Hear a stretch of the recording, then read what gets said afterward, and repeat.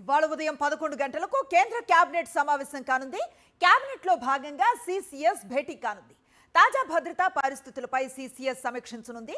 సరిహద్దుల్లో సైన్యాన్ని అప్రమత్తంగా ఉంచింది ప్రభుత్వం. పాకిస్తాన్ ఎలాంటి దుస్సాహసానికి పాల్పడినా తిప్పి కొట్టాలని ప్రభుత్వం ఇప్పటికే ఆదేశించింది.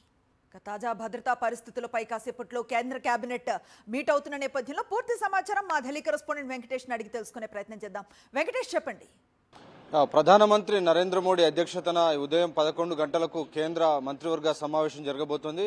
ఈ సమావేశంలో భాగంగా భద్రతా వ్యవహారాల కేబినెట్ భేటీ కూడా జరగబోతోంది.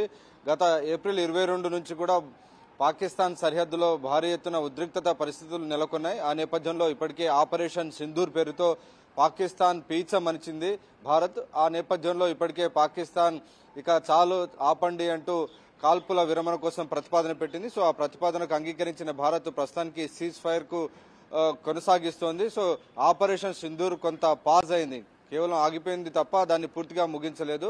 సో ఈ పరిస్థితుల మధ్యలో తాజాగా ఉన్నటువంటి పరిస్థితిని కేంద్ర మంత్రివర్గం సమీక్షించబోతుంది. ఇంకా ఏ చర్యలు తీసుకోవాలి, ఇంటర్నేషనల్ గా వస్తున్నటువంటి ఇష్యూస్ ఏంటి, వీటన్నిటిని కూడా చర్చించే అవకాశం మనకు కనబడుతుంది. ఒకవైపు డొనాల్డ్ ట్రంప్ చేస్తున్నటువంటి రోజుకో వ్యాఖ్యలు, రోజుకో ప్రకటన ఆయన చేస్తున్నటువంటి పరిస్థితి.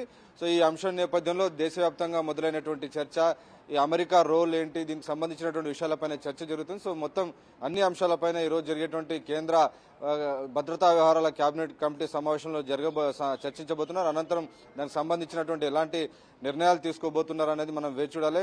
మొన్న జరిగినటువంటి డీజీఎంఓల సమావేశంలో పాకిస్తాన్ ప్రతిపాదించింది సరిహద్దుల్లో ఉన్నటువంటి మిలిటరీని తగ్గించాలి, అలాగే ఫార్వర్డ్ పొజిషన్ లో, అడ్వాన్స్ పొజిషన్ లో ఉన్నటువంటి సైనికులను వెనక్కి పంపించాలనేటువంటి విషయంపైన చర్చ జరిగింది. సో రెండు వైపులో కూడా ఇది జరగాల్సినటువంటి అవసరం ఉంది కాబట్టి ఆ దిశగా చర్చలు జరిగాయి. సో పరస్పరం ఈ ఉద్రిక్తతలు తగ్గించేందుకు సరిహద్దులో ఉన్నటువంటి మిలిటరీని కాస్త తగ్గించడం, వెనక్కి పంపడం అనేటువంటి విషయాలను రెండు కూడా పరస్పరం పరిశీలించబోతున్నాయి.